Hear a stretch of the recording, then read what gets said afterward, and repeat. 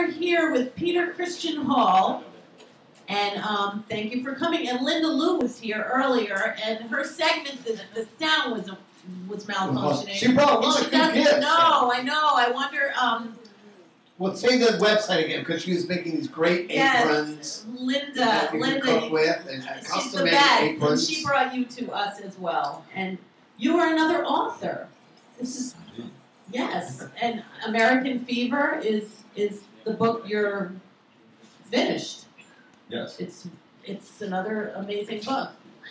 What's the name of the book? American Fever: A Tale of Romance and Pestilence. Now, can you tell a dumb girl like me what is pestilence? Oh, disease, plague. Like Bird flu, avian flu, in my case. Do you have that? No, I'm not going to get it. But How do you know? You might get it. How do you know? Because my guy, this is about a blogger who lives in the East Village and sells masks, gloves, and goggles throughout a pandemic. That could happen Is this like at any Contagion? time. Is this like... Well, it's much better because Contagion's all about doctors and government officials. Mine is about real people. But the entire novel is a blog that starts on the first day that someone dies in New York. Now, what makes something different from a blog or than like a book? Well, it doesn't have normal narrative structure. It doesn't have chapters. Every it's like a blog entry. Everything but the introduction that's written 5 years later and a postscript that's written 5 years later is simply blog items that he puts up during the pandemic until the government shuts his blog down and he has to flee the country. Oh, neat. So it's kind of like a reality book. Well, it's about the country turning authoritarian during a really great crisis. It's like a national Katrina. Right, wow. So what year does it take place in? It takes place anytime after January. Oh, so 2012? The book comes out in January 2012, and it's completely contemporary. But it's so who are the main characters? It's timeless. I don't name any politicians. When he talks about the president, you don't even get the gender, so it could be... So it's kind of like The Stand, where it could happen any day. Yes, indeed. You know, or all of a sudden, yeah. Bedlam. But it's always tomorrow. Yeah, and it's online now, actually, but... the entire novel is posted with live links and about and all the blog entries are illustrated. So are you going to read some? I have a gallery on my website with paintings from all over the world that people contributed, and it's all up. But the book will come out in January and will be available on iBooks, Amazon. It will be out in paperback on Barnes and Noble and everybody else. So are you going to read some of the book? Yeah, I'm going to read one piece because we don't have that much time. No, so I want to hear it. I'll just read one though, right? Well, let's see. For you? I don't know. Well, I want to if I want to hear more, I'm going to make you do more. All right. Well, I'll read one from... Are you from the East Village?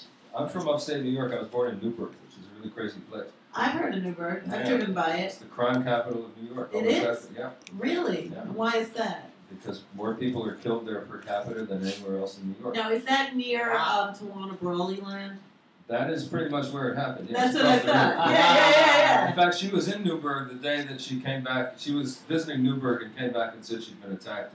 The day she made all that up. Yeah. Wow. Right? Yeah, I was a police reporter in Newburgh as an adult. During that time? No, before. After. Not quite. Yeah. After. But anyway. She got on the cover of People magazine for that. Yeah, she got it. That was like reality television. That was Al Sharpton's worst moment. Yeah. Right. Anyway, I didn't live in Newburgh. I lived in a small town nearby, but that's where the hospital was. But that's where I got my teeth straightened and I learned to shoplift. In Newburgh? Yes. Oh, so Newburgh played a big purpose in your life. Oh, of course. Then I was a star reporter for the local paper. Wow. And now you wrote a book. Then I left and moved to New York. That's where you got your training. Wait, where in New York? I live in Manhattan. Oh, so you do live in Manhattan now? Yeah. Okay. But the book is in the East Village. Right. I live on the Upper West. Let him read some. Let him read some. Okay, I just want to know how authentic he is to write about the East Village. I've been coming to the East Village for a long time. Okay. It's completely dyed-in-the-wool East Village. He's from Missouri, my blogger. Okay. And he's one of these people who moved here and thinks he knows the place. He sort of knows it used to be much better, and he's always trying to play catch-up. But he gets if it is 2012, then. Yeah. He gets involved with a group of very, very lively, local, colorful people who are fighting the flu, called the Lower East Side Do-It-Yourself Committee. Okay. And if they get in trouble with the government, which doesn't want anybody to do it. Sounds Occupy Wall Street to me. Well, it was before Occupy Wall Street. Right. They're very common. You So the premonitioned it. government is trying to cover it up. Well, the and government- this guy's letting that information out, sort of thing. When Well, let's see. the second wave of a flu is always worse than the first when you have a Do pandemic. you get flu shots? No, I don't. They don't Oh. work very well. I would if they did. You know what But- they say? Vitamin D. Yes, Just protection. absolutely. All right, let's hear it. Let's listen I now. don't have, not reading that one, it's very technical, but I have it. I discovered vitamin D while I was researching this book. And I just took some vitamin D pills while I was sitting here. Mm-hmm. And I Thought we had the flu? I was sunbathing 2 weeks ago when it was 65 degrees and sunny. I ran out of my house and got sun at midday. Yes, because vitamin D they is think really people good. get the flu during the winter because they don't get You're enough absolutely right. vitamin D. R. Edgar Hope Simpson has a big chunk of my book. He's a dead English doctor who discovered that shingles is just chickenpox coming back as a dormant virus 40 years later. And he actually spent the rest of his life, after getting all these prizes for that work, trying to question how people see the flu. And in my book, I explore the fact that I discovered while writing the book that no one knows how you give flu to another person. It is not known. It's not I air have a link transmittable. on my website and in my novel. With the ebook is all linked. I have a link to a CDC request for research in 2004, offering people money to find out how we give the flu to each other. Right. Well, you know, they say that you should keep your ears clean.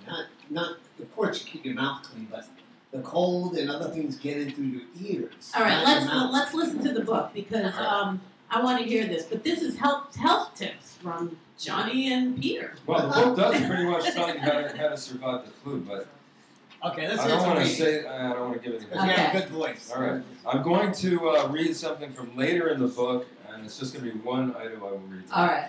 Because the others, this one's really a lot of fun. It's Okay. very East Village, has Ukrainians, and this Racist. is Okay. this is from day 183. It's well into the second wave. People are dying like flies, and he's trying to help people. Oh, I should have mentioned he's a libertarian. He thinks he likes Ayn Rand, and he gets in a lot of trouble for trying to help people. That's one of the sub themes. So day 183, a right for Stefan, Candy. Tonight I discovered what an idiot I've been. Climbing the stairs, relaxed after visiting Anna's tight little delivery operation, I heard a noise in the old Ukrainian's apartment. It was a grating sound, respiratory tissue grinding together to no effect, the cough we all dread. I hadn't looked in on Stefan for at least a week. It took him 5 minutes to reach the door. Only a hard-bitten man that survived wartime winter on the Ukrainian steppes could have managed to let me in. His sofa was piled with filthy garments. He packed himself in a welter of old sweaters, wisely inviting fever to cleanse him of virions. The clothes were clotted with blood. Stefan is dying. I immediately administered Relenza, too late by any standard I know. Stefan's a tough guy and he loves life, but it may have killed him to let me in. Of course I called 911. They advised me to bring him to a school in Chelsea because the local ones are overrun. I have no idea how I'd carry him that far, but I figured I'd get it done if they could promise the place has ventilators. Not that they'd give him one, but we all feed on hope. We don't have that information. Is there anything else? Nope. I thanked them. I hydrated Stefan, covered him with clean blankets, and cooled him with wet cloths. Then I consented to read to him from a tattered paperback he treasures like an heirloom. Candy, a novel by Terry Southern and Mason Hoffenberg. I'd never heard of it. We live to learn and Google. Turns out Candy plays 22nd on Playboy's all-time list of sexiest novels. Southern wears shades in position number 20 on the Beatles' Sgt. Pepper's cover. He co-wrote the screenplays to Dr. Strangelove, Easy Rider, and The Cincinnati Kid. All now available for purchase on this site. I suspect my ancient buddy made up for the savage deprivation of his early years by running amok through the 1960s in that room and on the streets of the East Village. Candy may have been Stefan's guide to New York. Since I wouldn't let him drink vodka, Stefan made me down 2 shots at a time so he'd feel alcoholically represented. Then he had me leap ahead to a particularly crazed scene wherein the naive heroine generously humps a hunchback to the stately medieval tones of the Gregorian chant. I couldn't help but detect some unorthodox movements under his blankets. I continued reading in shock. I guess I'm still not quite a New Yorker. I was wondering how to flee politely when Stefan gasped deeply and broke out laughing as best he could, his eyes streaming tears of delight into deep grooves under his cheekbones.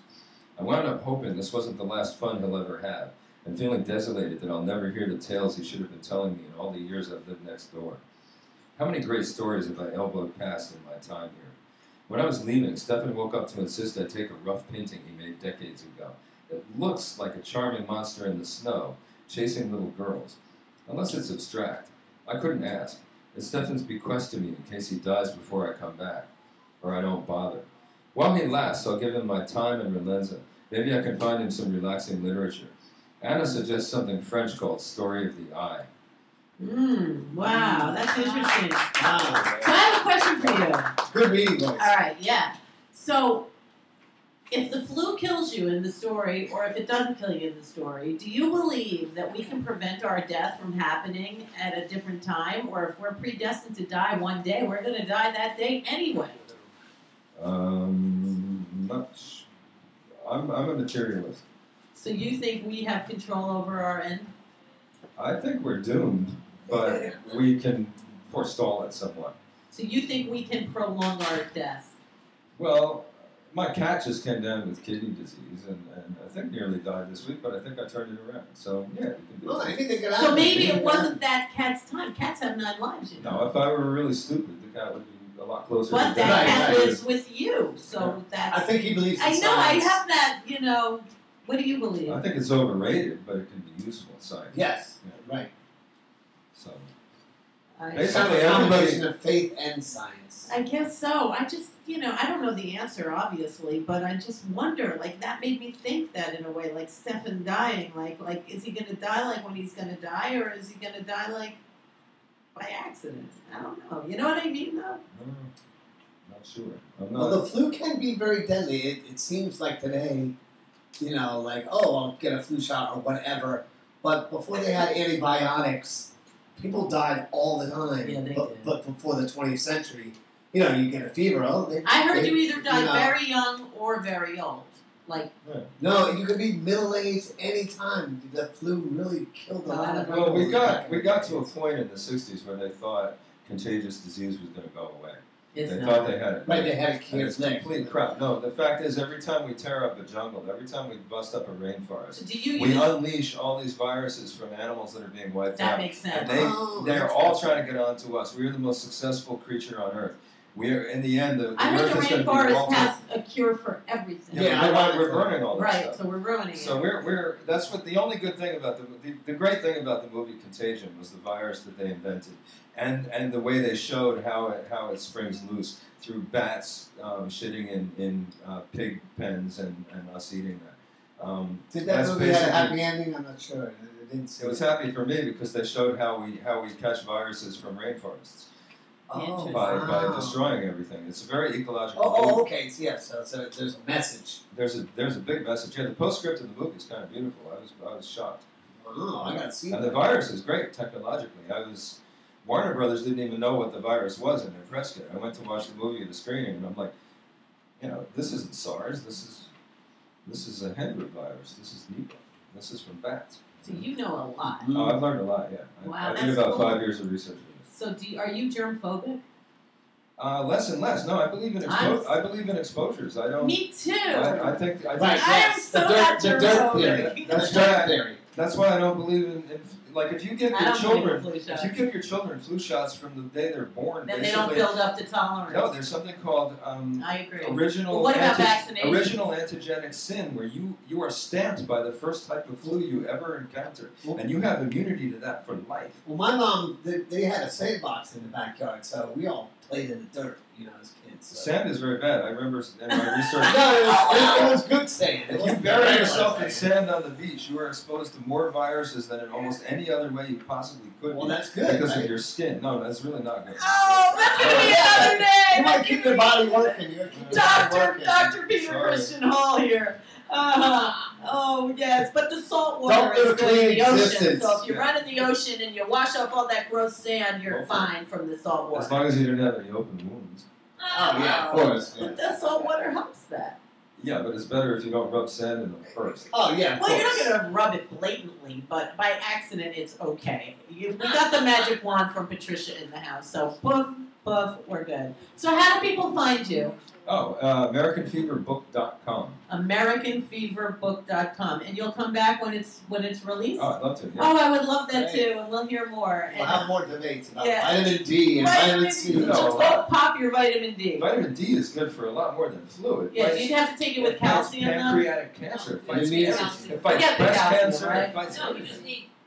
Oh, Dr. Ruth. I'm not Dr. Ruth. I feel like we're on Dr. Something. I love Dr. Ruth. I'd rather watch Dr. Ruth. So I'm going to take a break and come right back. Thank you so Thank much. you. We'll be back. On a rainy Wednesday.